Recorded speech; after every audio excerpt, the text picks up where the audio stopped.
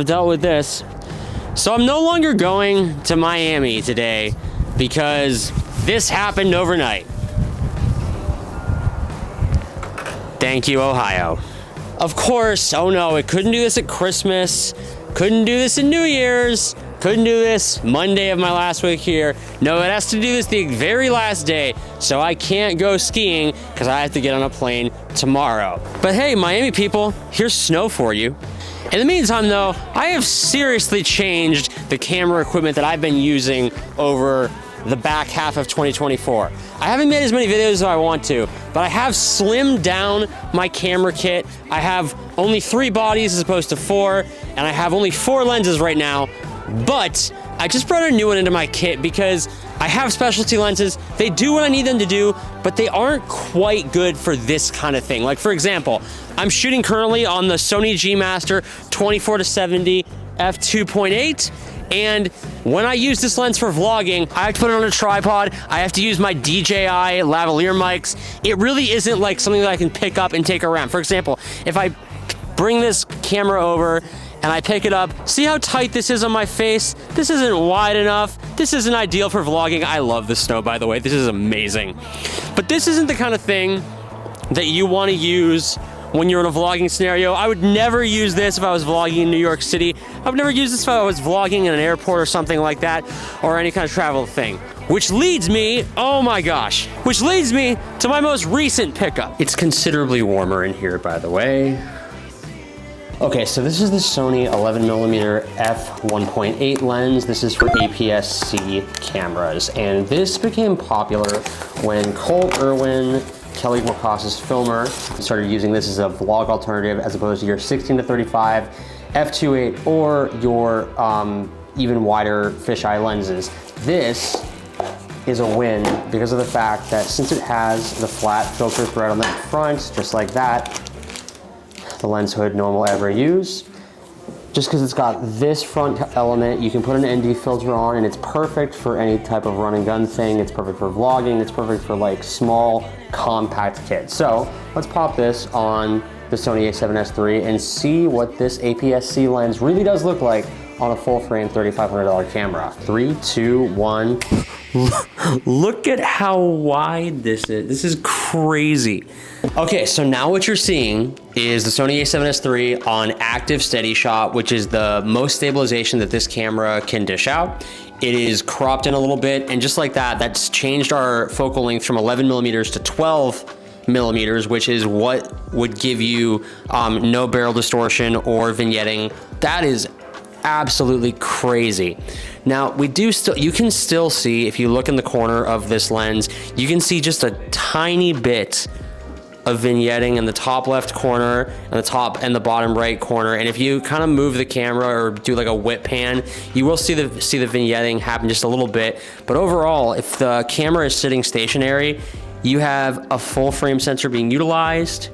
And even when you pick it up and start walking, like, it's really not that bad. It almost looks like a video effect. But overall, this is a really cost-effective alternative if you don't want to go for the Sony 16-35mm lens, or I mean, my personal favorite, the 12-24 f2.8, which is a $3,000 lens. So this is a really viable and cost-effective lens to check out. But anyways, now something that is always going to be par for the course with your APS-C wide-angle lenses or full-frame lenses is if you get out of that dead center positioning, you're going to start to get that massive distortion and you get a giant clown face just like that, or you get a massive forehead. If you whip hand it to the left, it doesn't look terrible.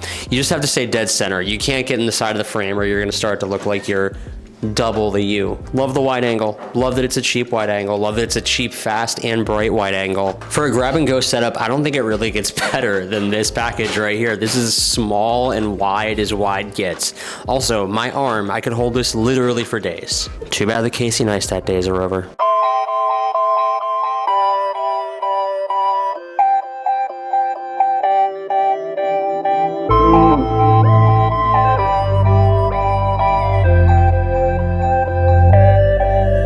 달려가죠 들판 위로 while we love it 내 길을 찾고 있어 I'll just take the time. Like look at the seats just whip behind us. Oh wow, that's very wide. Yeah. So fun fact, how much do you think this lens costs?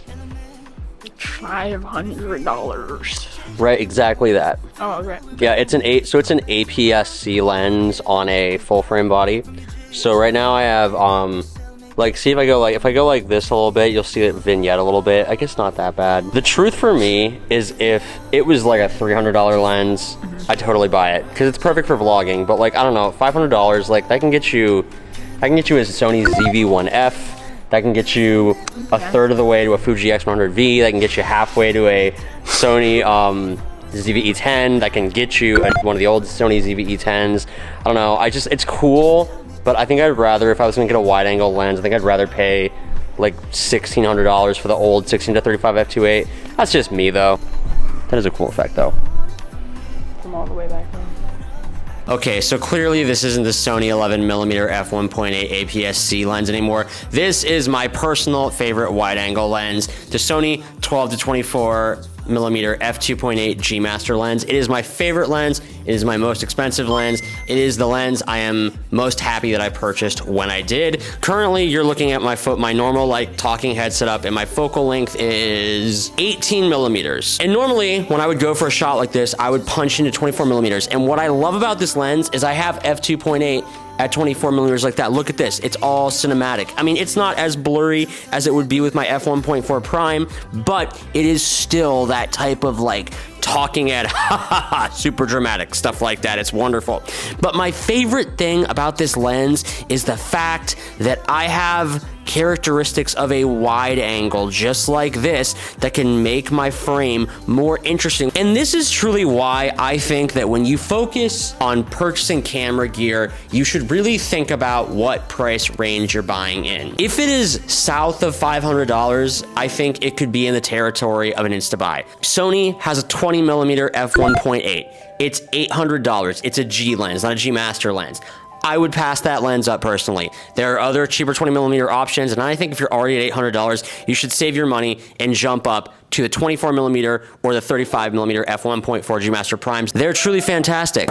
He thinks so. And I will tell you, the price range of $500 is one that I really think about a lot. Viltrox, which has made a lot of headway in the third-party lens space in the last year, released the 16mm f1.8 Prime. It is the widest and fastest prime that you can put a ND filter on, to my knowledge. Sony has a wonderful 14mm f1.8 G Master lens. I had that lens before, and it was a fantastic lens to use. But the problem with that lens is the fact that I couldn't stop down enough because it was a prime. And that kind of comes to my next point. If you're gonna go for ultra wide that's wider than 16, your choices start to be limited. And if you're already gonna pay over $1,000, I think getting a super versatile lens like this one is super important. So here's 24mm, here's 12 in 3, 2, 1.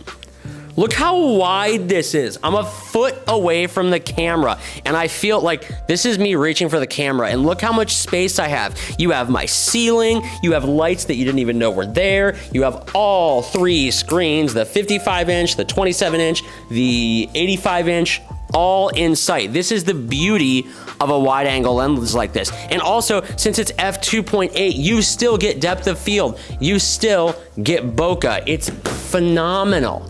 It's magic. And this is why I think you really have to consider what you're spending your money on when you invest in a lens like this. If you have the student discount, it's insane. You can get this $3,000 multi-versatile lens for $2,500, and that is a steal for this lens. It is sharp as your 16-35. You're not gonna get the 35mm compression, but you're gonna have a lens that can just absolutely distort reality. And I mean, that's what's so cool about this thing.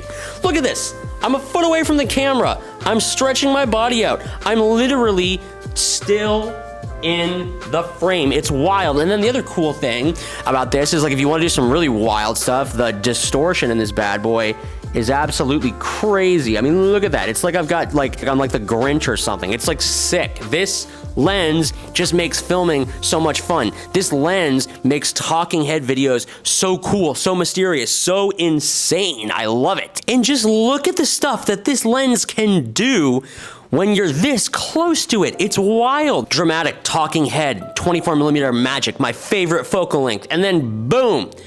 we're past your holy trinity 16 to 35 millimeter lens that everyone's like, this is the lens that is best and versatile, and I agree. The only downside of this lens, and every YouTube reviewer says it, is you can't put an ND filter on it.